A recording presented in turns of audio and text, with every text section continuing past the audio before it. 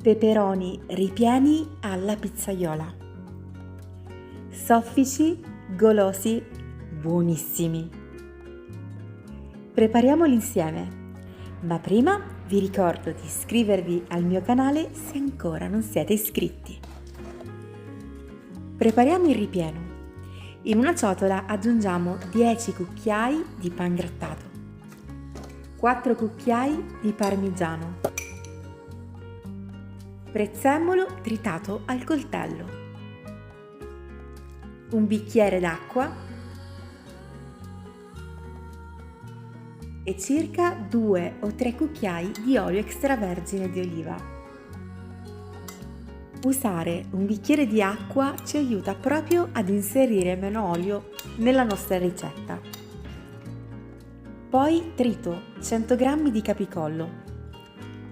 Se volete realizzare questa ricetta in maniera vegana o vegetariana, potete tranquillamente omettere questo passaggio. Aggiungo il capicollo al ripieno. Tritiamo 100 g di scamorza, oppure anche un altro formaggio che a voi piace. Elimino la calotta dei peperoni, li divido in due, tolgo i filamenti interni e i semi.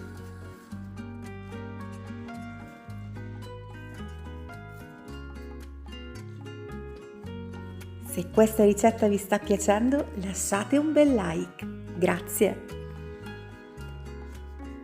Saliamo i peperoni sia internamente che esternamente.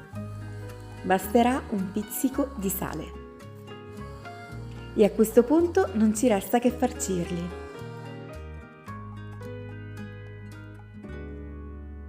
Inseriamo la scamorza circa a metà. Poi completiamo con altri 2 cucchiai di impasto.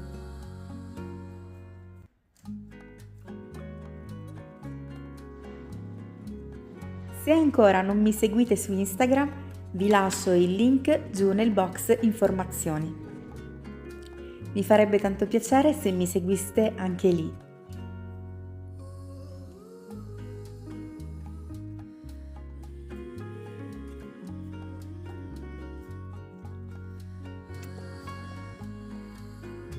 Bene, mettiamo un attimino da parte e andiamo a tagliare i pomodorini.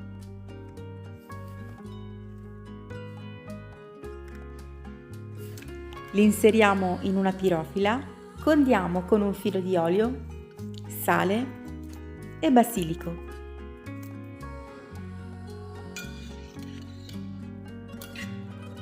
Mescolatina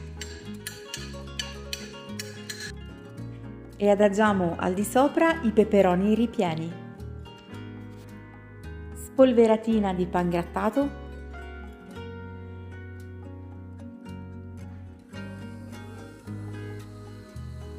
un filo d'olio, forno statico preriscaldato 210 gradi per 40 minuti. E voilà, peperoni pronti! Sono perfetti così, morbidissimi e buonissimi, però io vi do un piccolo passaggio in più che li rende veramente eccezionali. Li facciamo soffriggere in padella con pochissimo olio, un po' di scamorza in superficie, coperchio 2 minuti e sono davvero la fine del mondo. Ieri quando li ho preparati davvero mi hanno detto che sono i peperoni più buoni che ho mai preparato.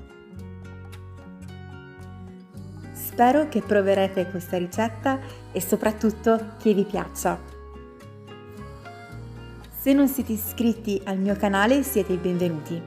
Ricordate di attivare la campanella, così riceverete una notifica ogni volta che caricherò un nuovo video. Lasciate un bel like, commentate e se volete condividetela con tutti i vostri amici, perché le cose buone vanno sempre condivise.